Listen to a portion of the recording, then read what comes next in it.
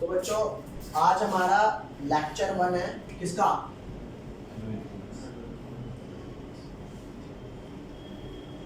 Lecture 1 है कौन से चैप्टर का? Organic chemistry class 12th। और इसमें आपको मैं ये बताऊंगा सबसे पहले कि ऑर्गेनिक केमिस्ट्री पढ़ी क्यों जाती है, ठीक है, और अगर मेरे को पढ़ना है तो किस तरीके से पढ़ना है, सो दैट कि मेरे को पर्पस पता लगे कि मैं पढ़ क्यों रहा हूँ।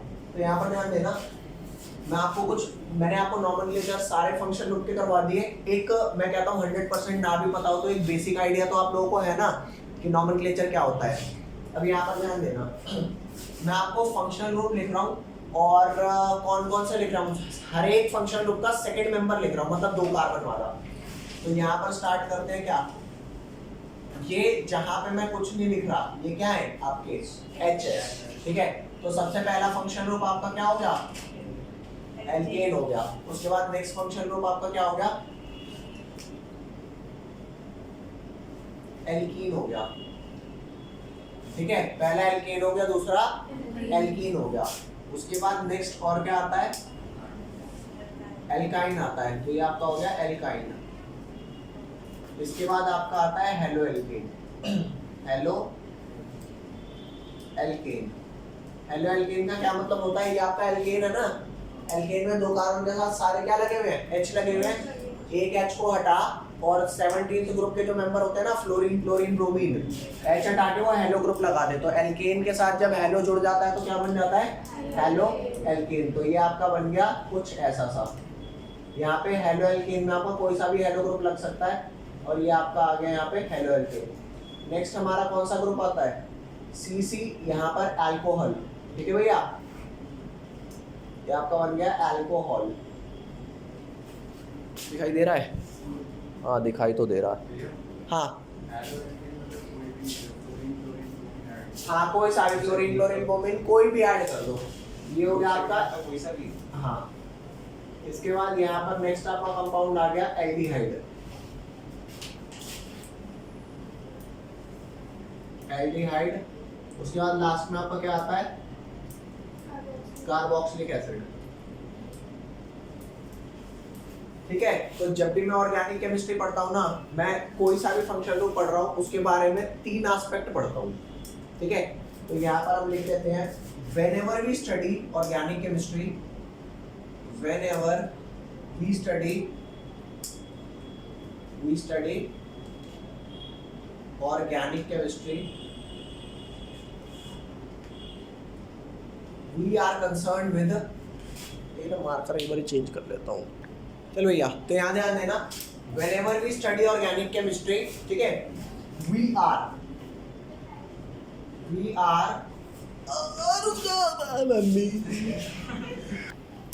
ठीक है भाई, whenever we study organic chemistry, we are concerned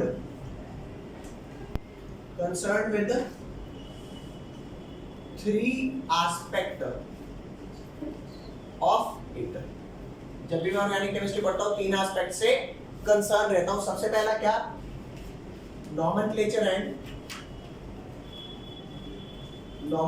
and classification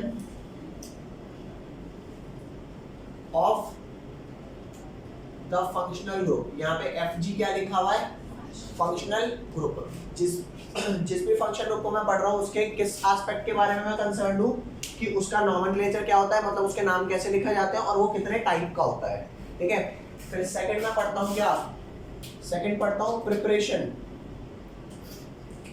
preparation of that functional group. मान लो मैं अल्कोहल पढ़ रहा हूँ, ठीक है, मैं एक एक करके सारे फंक्शन ग्रुप आपको पढ़ाऊंगा। मान लो मैं अल्कोहल पढ़ रहा हूँ फॉर द टाइम भी, ठीक है। तो एल्केन से अल्कोहल कैसे बनाए, एल्कीन से अल्कोहल कैसे बनाए, एल्काइन से अल्कोहल कैसे बनाए, तो ये हम पढ़ेंगे, ठीक है। अब आपको एक छोटी सी बात बताता हूँ कैसे बनाना है। जैसे आप एक बात तो जानते हो ना, किसी चीज में ऑक्सीजन ऐड करना क्या कहलाता है, ऑक्सीडेशन, और हाइड्रोजन ऐड करना, तो हाइड्रोजन रिमूव करना क्या कहलाता है, ऑक्सीडेशन। तो जब तू एल्केन से एल्कीन पे आया तो यहाँ पे 2 कार्बन पे 6 हाइड्रोजन थे, यहाँ पे 2 कार्बन पे कितने हाइड्रोजन है, 4 है। तो हाइड्रोजन रिमूव हुए, मतलब तो एल्केन से एल्कीन की तरफ गया तो हाइड्रोजन रिमूव हुआ, हाइड्रोजन रिमूव होना ऑक्सीडेशन। तो इधर की डायरेक्शन में आपको क्या हुआ है? ऑक्सीडेशन। ऐसे ही एल्कीन से एल्काइन गए तो क्या हुआ? Again oxidation. तो यहाँ भी ऑक्सीडेशन हुआ।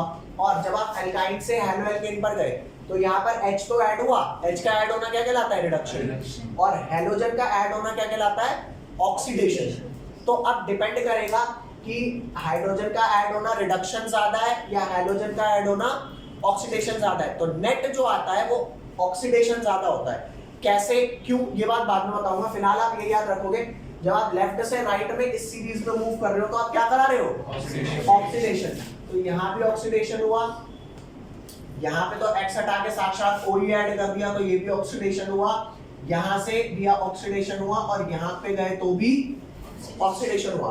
तो ये डायरेक्शन ऑक्सीडेशन किया, तो ये वाली डायरेक्शन कैसी हो जाएगी आपकी? ये वाली डायरेक्शन आपकी रिडक्शन की हो जाएगी। अब आप लोग ये बात समझना कि जब आपने देखा कि आप अल्कोहल पढ़ रहे थे तो आप अल्कोहल का पढ़ोगे नोमेनक्लेचर और क्लासिफिकेशन, उसके बाद आप पढ़ोगे प्रिपरेशन ऑफ अल्कोहल। तो प्रिपरेशन ऑफ अल्कोहल कैसे करेंगे? By oxidation of alkane, by oxidation of alkene, by oxidation of alkyne, by oxidation of haloalkane, by reduction of aldehyde, by reduction of. तो different functional group से मेरे को अपने required functional group को बनाना आना चाहिए, आइदर बाय ऑक्सीडेशन और by reduction. Third, अब मैंने ये देख लिया कि हाँ मेरे को अपना रिक्वायर्ड फंक्शनल ग्रुप तो बनाना आ गया। अब भैया फंक्शनल ग्रुप तू बता कि तू किस किस में कन्वर्ट हो सकता है। अगर तेरे को ऑक्सीडाइज करूं तो तू किस में जा सकता है? अल्कोहल में। और किस में जा सकता है? अबे अल्कोहल तो खुद ही है, एल्डिहाइड में जा सकता है या फिर कार्बोक्सिलिक में। रिड्यूस करो तो कहां जा सकता है? एल्केन में, एल्कीन में, एल्काइन में, या एल्कीन में या एल्केन में। तो कुल मिला के जब मैंने इसकी प्रिपरेशन पढ़ ली तो अब मैं क्या पढ़ूंगा? इसकी properties of that functional group. कि भैया हर ग्रुप से मैंने तेरे को तो बनाना सीख लिया, अब ये बता दे तू किन किन में कन्वर्ट हो सकता है। तो अब सारे तरीके अपना के देख लेना। मैंने ये 3 चीजें अल्कोहल के लिए भी पढ़नी है, यही 3 चीजें मैंने एल्काइन के लिए पढ़नी है, हेलो एल्केन के लिए भी पढ़नी है, एल्डिहाइड के लिए पढ़नी है, और मतलब जितने सारे ग्रुप है ना उन सब के लिए क्या क्या पढ़ना है? पहला एस्पेक्ट नोमेनक्लेचर और क्लासिफिकेशन, दूसरा एस्पेक्ट कि तुझे बनाए कैसे डिफरेंट फंक्शन ग्रुप से, और वंस जब तू सबसे बन गया तो अब बेटे ये बता दे तू किस किस में कन्वर्ट हो सकता है। तो एस्पेक्ट समझ आया? किन 3 एस्पेक्ट रहूंगा? एल्केन, एल्कीन और एल्काइन ये आप 11th क्लास में पढ़ चुके हो, लेकिन मैं मान के नहीं चलूंगा, ठीक है? ये था 11th में हाइड्रोकार्बन चैप्टर था। हाइड्रोकार्बन में आपने हाइड्रोकार्बन में एल्केन पढ़ा, एल्कीन पढ़ा, एल्काइन पढ़ा, मैं मान के नहीं चलूंगा कि आप पढ़ चुके हो। फिर 12th क्लास में आपको हेलो एल्केन पढ़ना है, अल्कोहल पढ़ना है, एल्डिहाइड पढ़ना है और कार्बोक्सिलिक एसिड, और लास्ट में एक चैप्टर है अमीन्स, उसको मैंने यहाँ सीक्वेंस में नहीं जोड़ा हुआ, समझ गए? तो ये हमारा है कि हमको ये चीजें पढ़नी है, नोमेनक्लेचर, क्लासिफिकेशन और प्रिपरेशन और प्रॉपर्टीज। उसके बाद अब बात ये आता है ये सारी चीजें पढ़ूंगा कैसे? ये सारी चीज पढ़ने के लिए मेरे पास क्या क्या होते हैं, मतलब मेरे पास टूल्स एंड टेक्निक्स क्या है पढ़ने के लिए? टूल्स एंड टेक्निक क्या है पढ़ने के लिए? इन सबको, इनको पढ़ने के लिए मेरे को ऑक्सीडाइजिंग एजेंट चाहिए। क्या चाहिए? Oxidising agent. ऑक्सीडाइजिंग एजेंट के साथ और क्या चाहिए? Reducing agent. अगर मेरे पास ऑक्सीडाइजिंग एजेंट होगा, अब पता है ऑक्सीडाइजिंग एजेंट भी कई सारे तरह के होते हैं। एक होता है वीक, एक होता है मॉडरेट, एक होता है स्ट्रॉन्ग। अगर मैंने स्ट्रॉन्ग ऑक्सीडाइजिंग एजेंट उठा के एल्केन में डाल दिया, सीधा कहां ले जाएगा? एल्केन से सीधा कार्बोक्सिलिक। वीक डाला, बहुत वीक डाला एल्केन से। तो ऑक्सीडाइजिंग एजेंट की भी डिफरेंट कैटेगरीज है, रिड्यूसिंग एजेंट की भी डिफरेंट कैटेगरीज है।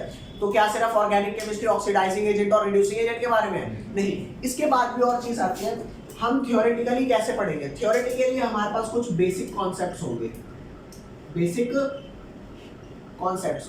और वो बेसिक कॉन्सेप्ट्स में क्या क्या आ जाती है आपकी? एक आ जाती है जनरल ऑर्गेनिक केमिस्ट्री, ठीक है? कुछ आ जाती है आपकी जो जनरल ऑर्गेनिक केमिस्ट्री से आप मैकेनिज्म्स करोगे। हमारे को ऑर्गेनिक का नाम लेते ही क्या ध्यान आता है? मैकेनिज्म्स के बारे में, रिएक्शन के बारे में। जितनी ज्यादा रिएक्शन का तुम्हें ज्ञान होगा उतना ज्यादा तगड़ी तुम्हारी ऑर्गेनिक केमिस्ट्री होगी। अगर कोई बंदा कहता है कि मैंने तो ऑर्गेनिक केमिस्ट्री बिना रिएक्शन रटे कर ली, तो बेवकूफ बना रहा है। ये बात समझ रहे हो? तो अब अगर कोई आपसे पूछे कि ऑर्गेनिक केमिस्ट्री में क्या पढ़ते हैं, तो क्या क्या बोलोगे? क्या क्या पढ़ते हैं? सबसे पहले कि उसका नॉमेनक्लेचर और क्लासिफिकेशन, दूसरा कि डिफरेंट फंक्शन ग्रुप से उसे कैसे बना सकते हैं, और तीसरा कि तू बन तो गया, अब तू किस किस में कन्वर्ट हो सकता है। तो मेरे पास बेसिकली हर फंक्शनल ग्रुप में कन्वर्ट करने का तरीका मिल जाता है, और उन तरीकों को यूज करके अब तुम्हें जो बनाना है वो बनाओ। ये बात समझ में आ रही है कि नहीं आ रही? पक्का इसको जल्दी से लिखो।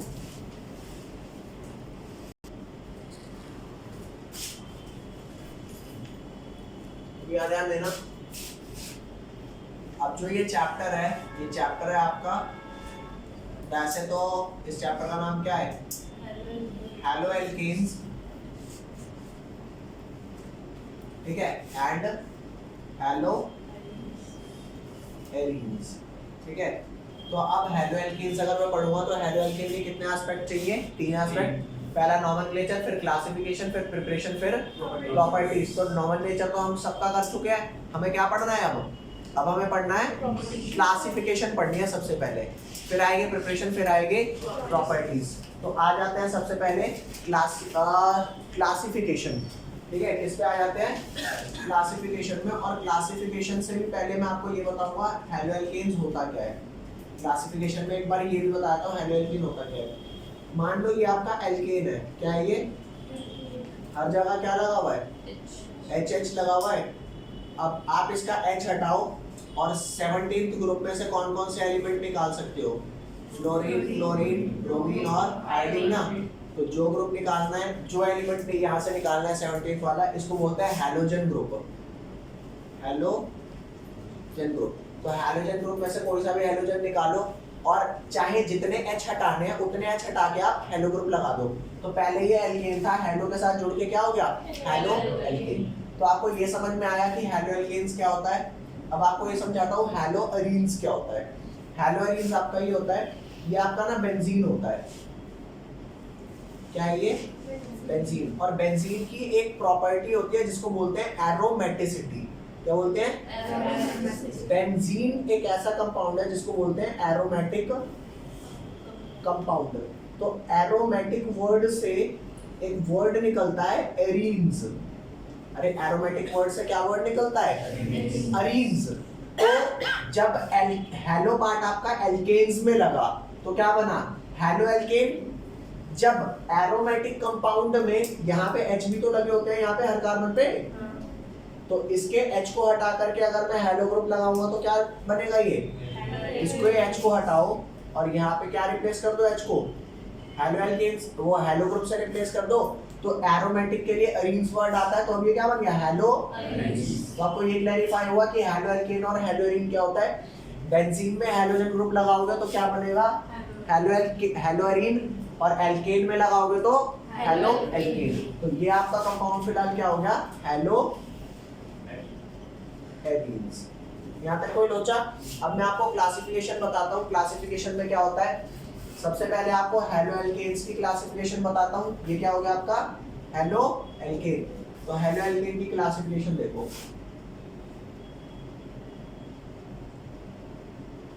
क्लासिफिकेशन सबसे पहले आपको बता रहा हूँ on the basis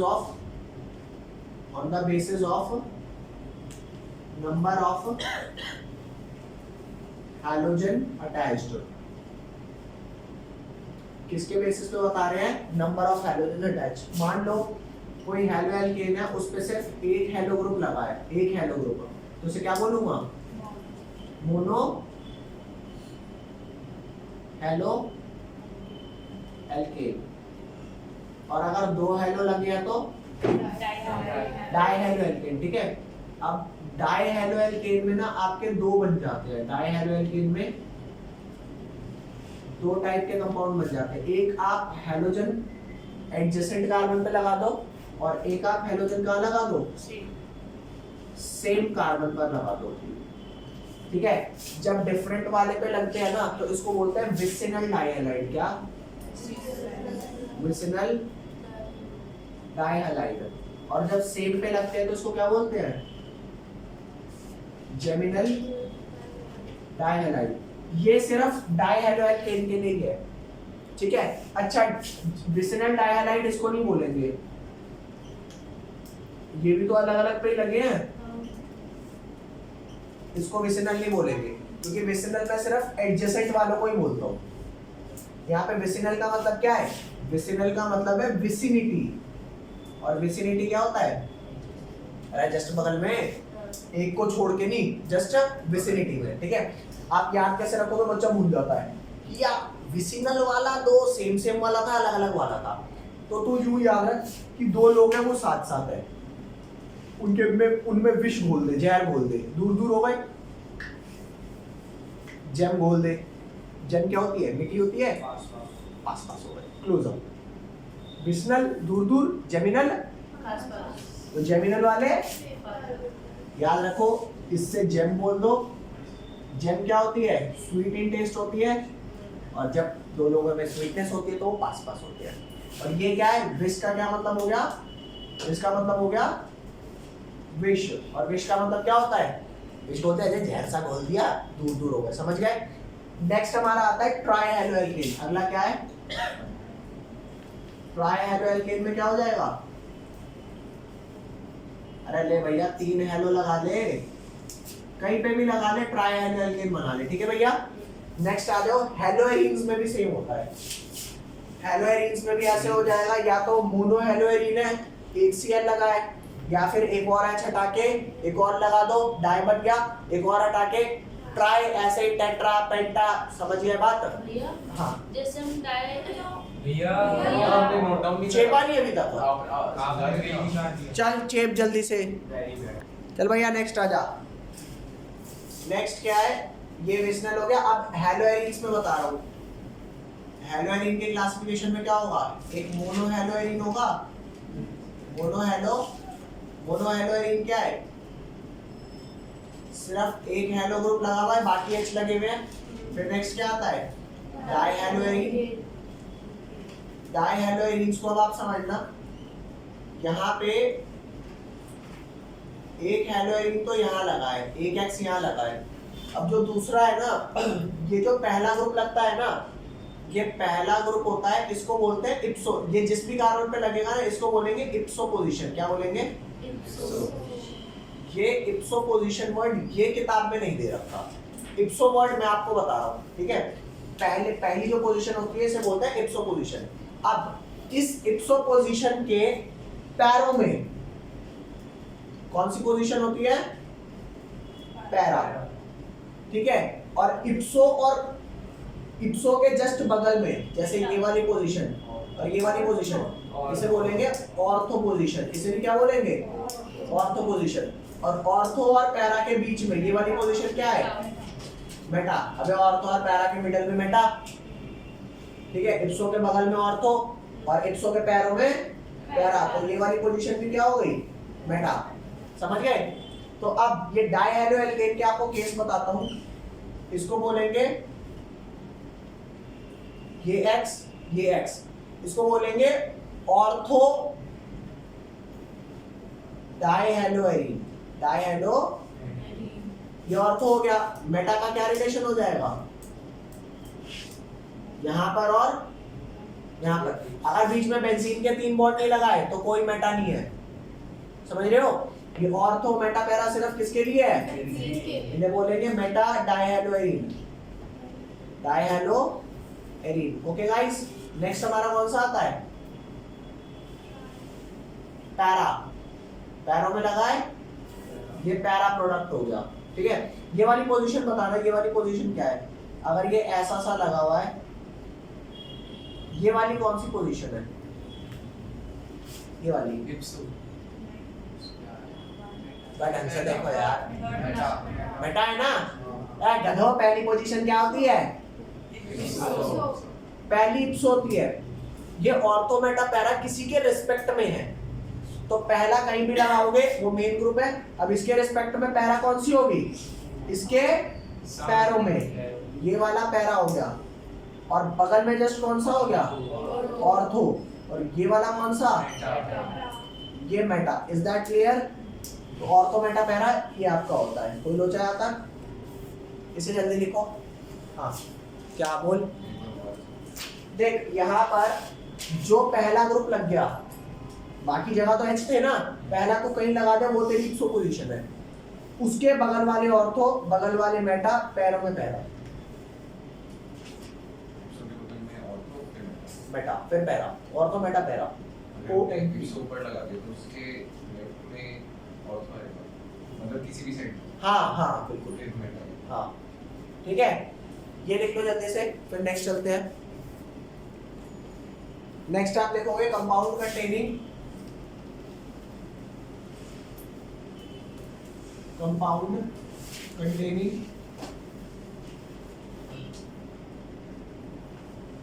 sp3 carbon and x bond. ठीक है भाई, carbon compound containing sp3 carbon and x bond. तो यहाँ पर ध्यान देना, तुम बच्चों को हाइब्रिडाइजेशन के बारे में कुछ पता है?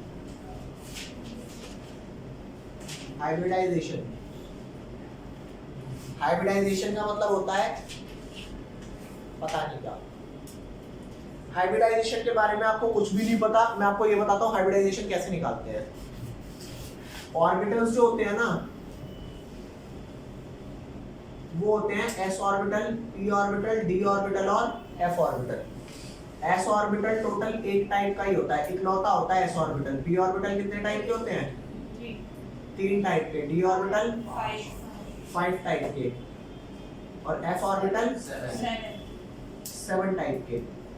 तो हाइब्रिडाइजेशन का क्या मतलब होता है? अगर इलेक्ट्रॉन पेयर आपका 2 है तो हाइब्रिडाइजेशन क्या हो जाएगी? sp। अगर इलेक्ट्रॉन पेयर 2 है, क्या है इलेक्ट्रॉन पेयर ये तुम नहीं जानते, ठीक है, 5 मिनट को अभी समझ में आ जाएगा। अगर इलेक्ट्रॉन पेयर 2 है तो हाइब्रिडाइजेशन क्या होगा?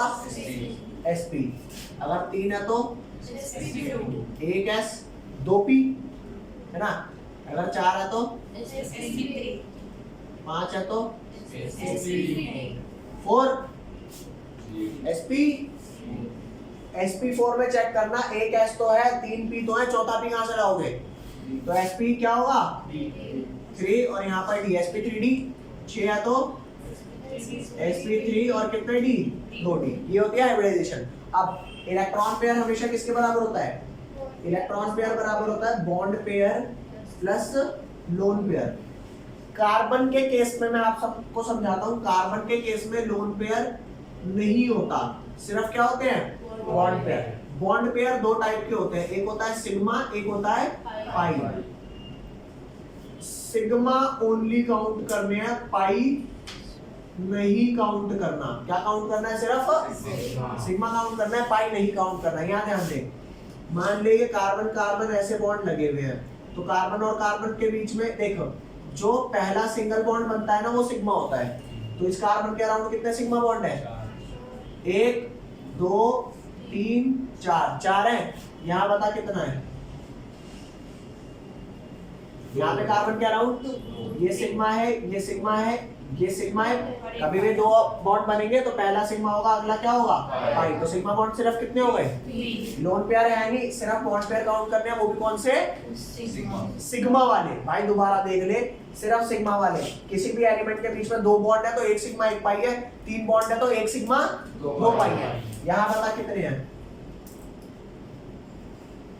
ये 1 सिग्मा है, 1 सिग्मा है और बाकी 2 क्या है? पाई। यहाँ बताइए कितने हैं? किस कार्बन के अराउंड? 1 सिग्मा 1 सिग्मा 1 पाई 1 पाई। तो इस कार्बन की हाइब्रिडाइजेशन क्या हो जाएगी? 2 सिग्मा है ना, तो 2 सिग्मा में इलेक्ट्रॉन पेयर 2 हुआ, मतलब sp। इस वाले कार्बन की पता क्या हो जाएगी? 1 सिग्मा बाकी पाई, तो 2 हुए, तो इसकी हाइब्रिडाइजेशन क्या हुई? sp। इस वाले कार्बन की हाइब्रिडाइजेशन क्या हो जाएगी? चारों सिग्मा है, तो बोल लो, तो क्या हो गया ये वाला? sp3। अरे आपका हाइब्रिडाइजेशन का ना एच नहीं आता, मेरी बात सुनो, लेकिन हाइब्रिडाइजेशन निकालनी आती। कैसे? Just count the sigma bond around the carbon atom. और हाइब्रिडाइजेशन हमेशा एक एटम की निकलती है, पूरे मॉलिक्यूल की, समझ गए? इस वाले कार्बन के हाइड्रोजन पता sp2। तो फिलहाल मैं आपको वो वाले कंपाउंड करवा रहा हूं जिसमें कार्बन कैसा हाइब्रिडाइज्ड हो sp3 और उस कार्बन के साथ हाइड्रोजन चिपका हुआ हो। समझे? जल्दी लिखो। अब ये वाला टॉपिक आपको हाइब्रिडाइजेशन निकालनी आ गई ना। ये वाला जो टॉपिक है ये अब यहां समझाओ कैसे, क्या ध्यान दे। ये जो कार्बन है, इस कार्बन पे अगर 4 बॉन्ड लगे हैं तो कौन सा हाइब्रिडाइज्ड है? हाँ, और अगर इस पे मैं हाइड्रोजन लगाता हूँ तो sp3 हाइब्रिड कार्बन और हाइड्रोजन बॉन्ड हो गया। तो अब इस बात का मतलब समझे कि sp3 कार्बन और x बॉन्ड का क्या मतलब है। अब यहाँ ध्यान दे, एक और ले ले केस, इसमें भी ये x रख, ये भी sp3 कार्बन है और ये वाला भी sp3 कार्बन है। ठीक है, फर्क क्या है? यहाँ पर एक एल्काइल ग्रुप लगा, 2H लगा, यहाँ पे 2 एल्काइल ग्रुप लगा, 1H लगा, यहाँ पर 3 एल्काइल ग्रुप लगा, H एक भी मत लगा। ठीक है भैया, हो सकता है ये एल्काइल अलग अलग हो, अरे सेम भी हो सकते हैं। तो चेक करके देख, जिस कार्बन पे तेरा हेलोजन लगा है उसमें एक एटम तो हेलोजन ही हो गया। अब और कितने ग्रुप बचे लगने के लिए? 3। तो अगर 3 में 2 तेरे H हो गए, 2 अगर तेरे H हो गए तो हेलोजन के वो एल्काइल ग्रुप कितने बचे होंगे? अगर 2 H है तो एल्काइल 1 है। ठीक है, अगर जिस कार्बन पे तेरा हेलोजन लगा है तो टोटल बचे ग्रुप 3। अगर एक H हुआ तो एल्काइल कितने हुए? 2। और अगर तेरा एक भी H ना हुआ जिस पे हेलोजन लगा है तो एल्काइल कितने हुए? 3 एल्काइल हुए। जनरली हमारे को एल्काइल पहचान में क्या पहचान आता है? डायरेक्टली ये दिखता है इस कार्बन पे H कितने लगे हैं। तो अगर एक H लगा होगा और एक हेलोजन होगा तो 2 एल्काइल। समझ रहे हो? यहाँ पे कंपाउंड लिख रहा हूँ तुम्हारे को, CH3 CHCl CH2 CH3। तो अगर मैं बात करूं इस वाले कार्बन का, ये बता दो कितने एल्काइल है। तो एल्काइल शायद एकदम से समझ आए चाहे ना आए, लेकिन ये तो समझ आएगा H कितने लग रहे हैं। H एक है और एक हेलोजन है, तो बाकी 2 ग्रुप क्या हुए? समझ गए? और जितने एल्काइल ग्रुप होंगे, जितने आपके एल्काइल ग्रुप होंगे उतनी आपकी डिग्री हो गई हेलोएल्केन की। तो यहाँ पर डिग्री हेलोएल्केन की क्या हो गई? 1 डिग्री हेलोएल्केन, यहाँ पर 2 डिग्री हेलोएल्केन और यहाँ पर क्या हो गया? दोबारा समझ, मैंने आपको कहा जितने एल्काइल ग्रुप उतनी डिग्री हेलोएल्केन। ठीक है, अब कार्बन पे 4 बॉन्ड बनते हैं, एक क्या लग गया? हेलोजन, एक लग गया हेलोजन, बचे कितने? 3 ग्रुप। अब अगर 2 H हुए तो एक एल्काइल, अगर एक H हुआ तो 2 एल्काइल, और अगर एक भी H नहीं हुआ तो वेरी नाइस। तो H पहचानो, एल्काइल अपने आप पता लग जाएंगे और एल्काइल पता लग गए, डिग्री पता लग गई। समझ गए? तो यहाँ पर इस वाले की डिग्री क्या निकल के आई?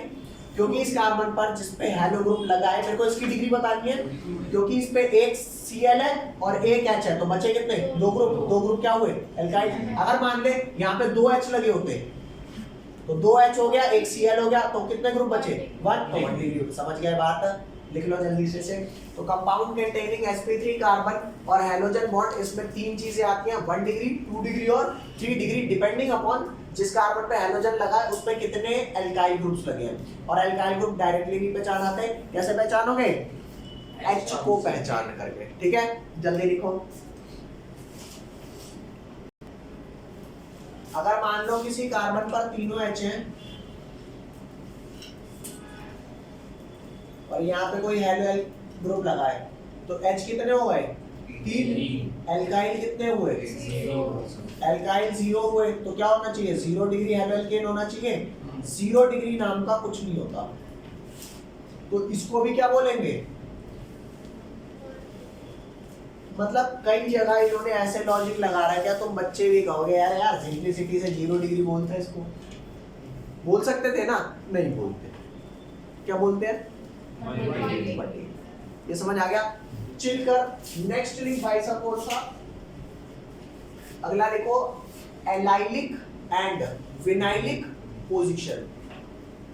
क्या? लिख लिख लिख, ये लिख ले जल्दी से, ये वाला लिख। नेक्स्ट आ जाओ भैया।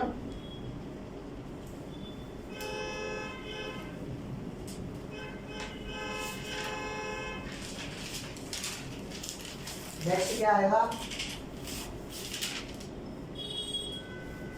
Allylic and vinylic position. अब एलाइनिक पोजीशन क्या होती है ये बात ध्यान देना। ये कौन सा हाइब्रिड कार्बन है ये वाला बताना। पहले वाला sp2, ये वाला कौन सा है? sp3 कहाँ से है? अरे सिग्मा सिग्मा सिग्मा, ठीक है sp2। और ये वाला ये sp3 है। तो तुम्हारे को एक बात बताता हूँ, sp2 हाइब्रिड कार्बन के बगल वाला sp3 hybrid carbon allyl position होती है। क्या? Allyl position. अरे यार इसका नाम एलाइल की जगह फिनाइल भी रख देते ना, कुछ फर्क नहीं पड़ता। अरे भाई पोपलू नाम रख दे इसका, वो अच्छा लग रहा है भाई। क्या नाम रख दिया इसका? एलाइल। तो ये तेरा क्या है? sp2 हाइब्रिड कार्बन है। पहचानो sp2 हाइब्रिड कार्बन के अगर बगल में sp3 हाइब्रिड कार्बन है, ये क्या है?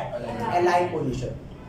अब तू यहाँ पे जो चिपकाना है चिपका दे। अगर यहाँ पे मैंने हेलोजन ग्रुप चिपका दिया तो इसे बोलूंगा एलाइलिक हैलाइड। हेलोजन को क्या बोलता हूँ? है ना। तो इसका नाम हो गया, क्योंकि एलाइलिक पोजीशन में हेलोजन लगा है ना, तो इसको बोलूंगा एलाइलिक हैलाइड।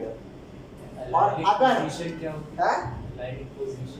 एलाइलिक पोजीशन यही है, ये एलाइलिक पोजीशन है। हाँ, sp2 के बगल में sp3 देख, sp3 तो ये भी है, लेकिन मुझे क्या पता बगल में sp2 कार्बन है या sp है या sp3 है। तो sp2 के बगल वाला sp3 कार्बन एलाइलिक है। समझ गए? नेक्स्ट, खुद ये sp2 पोजीशन क्या होगी? खुद sp2 पोजीशन क्या होगी? विनाइल। खुद sp2 क्या होगी? विनाइल। ये बात समझ रहे हो? खुद sp2 पोजीशन क्या होगी? Vinyl position. और sp2 के बगल में sp3 पोजीशन क्या हुई? एलाइलिक। समझ गए? तो ये एलाइड हैलाइड हो गया। और अगर यहाँ लगा होता सपोज, ये विनाइलिक हैलाइड भी होता है। ये क्या होगा? ये विनाइलिक हैलाइड होगा। अभी विनाइलिक दोबारा समझा रहा हूँ। sp2 हाइब्रिड कार्बन खुद विनाइल पोजीशन होती है। मतलब जिसमें सिर्फ sp2 ये भी विनाइलिक है, ये भी विनाइलिक है। विनाइलिक हैलाइड जिसमें सिर्फ sp2 और सिर्फ sp2 हो। हाँ, वो विनाइल है। और एलाइलिक जो sp2 के साइड में sp3 होना उसका जरूरी है, बगल में sp2 होना जरूरी है। ठीक है, अब ये वाली पोजीशन बताना। ये वाली पोजीशन sp2 के बगल में भी होना sp2 जरूरी है। नहीं, सिर्फ sp2 हो तो भी चलेगा। sp2 का पेयर नहीं होना चाहिए। पेयर की जरूरत नहीं है sp2। अगर तू बना पाए बिना sp2 के sp2 बना पाए तो बना ले।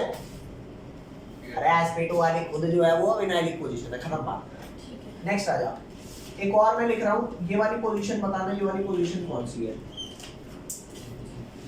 ये बेंजीन है। बेंजीन में यहाँ क्या लगा होता है? हाइड्रोजन। तो इस वाले कार्बन पे कितने वो है? अबे इस वाले कार्बन में sp2 है। कैसे sp2? डबल बॉन्डेड कार्बन हो गया, एक सिग्मा एक सिग्मा एक सिग्मा। तो ये पोजीशन क्या हुई? sp2। और sp2 हाइब्रिड खुद कौन सी पोजीशन होती है? विनाइलिक। समझ गए?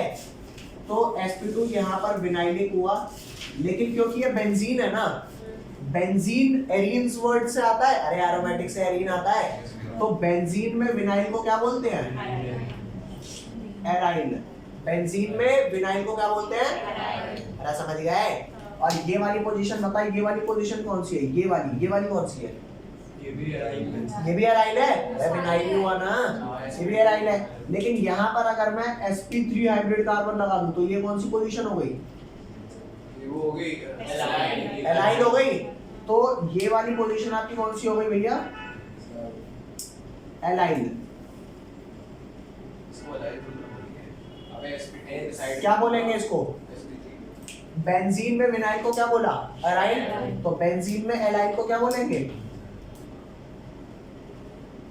बेंजाइल। ये sp2 के साइड वाला sp3। हाँ, ये sp2 है। sp3 नहीं होगा। sp3 के साइड वाला sp3 नहीं होगा, sp2 के साथ वाला sp3। ठीक है, तो एलाइल पोजीशन कौन सी हुई? एलाइल पोजीशन हुई sp2 कार्बन के साइड वाला sp3 कार्बन एलाइल कहलाता है। एलाइल कहलाता है। अरे भौंको भाई, ये बात समझ में आई? और खुद sp2 हाइब्रिड कार्बन क्या कहलाता है? खुद sp2 कार्बन क्या कहलाता है? विनाइल कहलाता है। विनाइल, अरे बोल भाई, ये बात आप समझ गए। नेक्स्ट, और बेंजीन में विनाइल को बोलते हैं एराइल और एलाइल को क्या बोलते हैं? समझ गए? अच्छा जी, तुम मतलब हमारा एलाइल एलाइल और तुम्हारा एलाइल बेंजीन में बेंजाइल होगा, समझ रहे हो? वो सुना है ना, तुम्हारे कुत्ता कुत्ता हमारे कुत्ता टॉमी, वो वाली बात है। अरे दूसरी के तेरा भी कुत्ता ही है, तेरा क्या टॉमी नाम रख रहा है तो अगर बेंजीन कहीं पे अल्काइल हो तो, हाँ, अगर बेंजीन कहीं पे अल्काइल हो बेंजीन कहीं पे अल्काइल ऐसा एल्काइल लगाओ तो उसको क्या कहते हैं? अरे इतनी गंदी गंदी बातें मत कर, फिलहाल तो छोटी छोटी बातें कर। और वो छोटी छोटी बातें क्या है कि sp2 के बगल में sp3 कार्बन एराइल पोजीशन होती है, खुद sp2 विनाइल होती है, और बेंजीन में विनाइल को एराइल कहते हैं और एलाइल को बेंजाइल कहते हैं। बेंजीनाइल, अरे माफ कर इनको। तू फिलहाल ये बता, ये समझ में आया कि नहीं आया? अरे बोलो, हाँ? यही बात समझ, ये हो गया। नेक्स्ट लिख। अरे भाई अब भी नहीं आया समझ? अब अच्छा, ये बेंजाइल है, अरे मेरी बात सुन रहे, ये बेंजाइल है। फिलहाल इस बेंजाइल का मान ले यहाँ पे मैंने एक हैलोजन ग्रुप लगा दिया, तो इस बेंजाइल की डिग्री बताएगा इस वाले बेंजाइल की डिग्री? 1 डिग्री, 2 डिग्री, 3 डिग्री, ये दोनों H है। 1 डिग्री, वो है ये हुआ 1 डिग्री बेंजाइल, ओके। और वही अगर एक H हटा के CH3 लगा दूं तो 2 डिग्री, तो 2 डिग्री, एक और H हटा के 3 3 डिग्री, तो 1 डिग्री बेंजाइल भी होता है, 2 डिग्री बेंजाइल भी होता है और 3 डिग्री बेंजाइल भी होता है, डिपेंडिंग अपॉन कि जिस पे हेलो ग्रुप लगा है। पहली बात तो बेंजाइल पोजीशन का होना चाहिए और उस पे अकॉर्डिंगली H चेक कर लेना, समझ गए?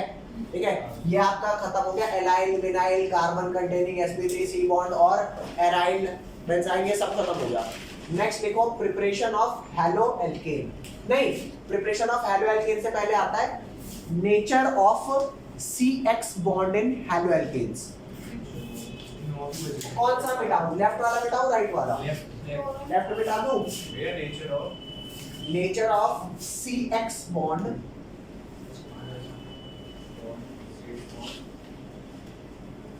nature of CX bond in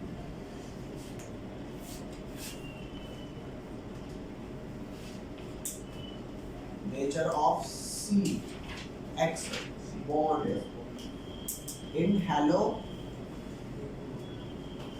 alkane। ठीक है, तो ये बताता हूँ ये क्या है। यहाँ पर ध्यान देना, एक लिख रहा हूँ CH3 के साथ F, क्या लिख रहा हूँ? CH3 के साथ F। एक लिख रहा हूँ CH3 के साथ, ये टॉपिक इंपॉर्टेंट मार्क कर लेना भैया। इंपॉर्टेंट का क्या मतलब होता है? इंपॉर्टेंट मतलब होता है इंपॉर्टेंट का।